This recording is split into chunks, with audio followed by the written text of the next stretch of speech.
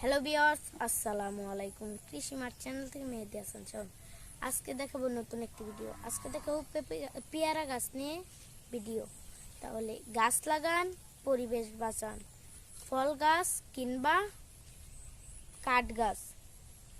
তাহলে দেখেন আমার পেয়ারা গাছ। আমার পেয়ারা গাছে একটি পেয়ারাও ধরেছে, আরও একটি ছোট পেয়ারা আছে। তাহলে আমি একটা গাছ থেকে 20টা গাছ রোপণ করেছি। সে গাছগুলো আপনাদেরকে ঘুরে ঘুরে দেখাবো। এই যে দেখেন আমার আরো একটি গাছ, এটাতে দুটো পেয়ারা আছে। আর এই জায়গাতে এই যে আমার দুটো পেয়ারা। আর আমার এই জায়গাতেও ফুল ধরেছে। আরো তাহলে বেশি ফল কিভাবে পাবেন তা আপনাদেরকে দেখাবো। এই যে মনে করেন এখান থেকে কেচি দিয়ে ধারালো জিনিস দিয়ে কেটে নেবেন, তার ফলে এরকম জায়গা থেকে ডগা বেরোবে, ডগা থেকে পেয়ারা হবে, পেয়ারা ফুল আসবে, তারপর পেয়ারা হবে। এই যে এটাতেও ফুল আছে। আমার আরো গাছ আছে, আরো গাছ আপনাদেরকে দেখাবো। আমার পেয়ারা গাছ আরো আছে। এই যে আমার একটা পেয়ারা গাছ, এই যে ইনশাল্লাহ এটাতেও পেয়ারা আসার সম্ভাবনা আছে। তাহলে আপনারা পেয়ারা গাছ রোপণের সময়, রোপণের আগে যে কাজটি করবেন, প্রথম বড় একটি গর্ত করার পর গোবর সার, এসপি সার দেবেন। তারপর কিছুদিন পর আপনার কলপ রোপণ করবেন। তারপর আপনার গাছটা বড় হওয়ার পর আপনারা এরকম জায়গা থেকে ডোকটা কেটে নেবেন।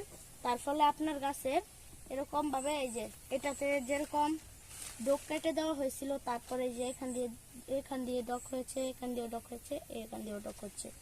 তারপর এটাতে কিছুদিন বাদে ফুল ধরবে। কেটে দিতে হবে, ডক কেটে দিলে তারপর আপনার কাছে ফুল আসবে, ফুলের পরে পেয়ারা আসবে। এই যে দেখেন আমার কত বড় পেয়ারা। এটাতে ছোট একটি পেয়ারা আছে। এই যে আমার ছোট একটি পেয়ারা আছে। পেয়ারাটাকে যদি আপনারা ফ্রেশ রাখতে চান, তাহলে পেয়ারাটাকে পলি দিয়ে ঢেকে দিতে হবে। এর ফলে পেয়ারাটা নষ্ট হয়ে যাবে না, পোকামাকড়ে ভিতরে প্রবেশ করতে পারবে না। তাহলে আমার আরো কিছু পেয়ারা গাছ আছে, ওইগুলো আপনাদেরকে দেখাবো।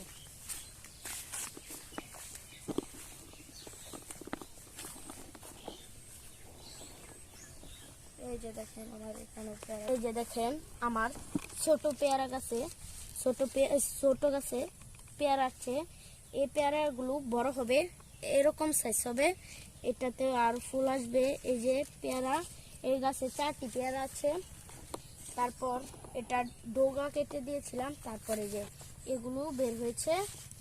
বের হওয়ার পর এটাতে কিছুদিন পর ফুল ধরবে, তারপর ফল ধরবে। অল্প জায়গাতে পেয়ারা চাষ করতে পারবেন, বাণিজ্যিকভাবে আপনারা চাষ করতে পারবেন। এই চারাগুলো বেশি বড় হয় না, আর 5 ফুট দূরত্ব করে আপনারা গাছ লাগাবেন। এর বেশি জায়গা লাগবে না।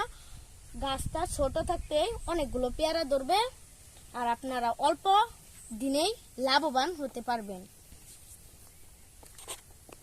তাহলে আমার ভিডিওটা আজকে এ পর্যন্তই শেষ। আমার কোন কোন জায়গায় ভুল হয়েছে কমেন্ট বক্সে লিখে জানাবেন। আমার ভিডিওটা বেশি বেশি দেখবেন, আর আমার ভিডিওতে লাইক, কমেন্ট, শেয়ার করবেন। আসসালামু আলাইকুম।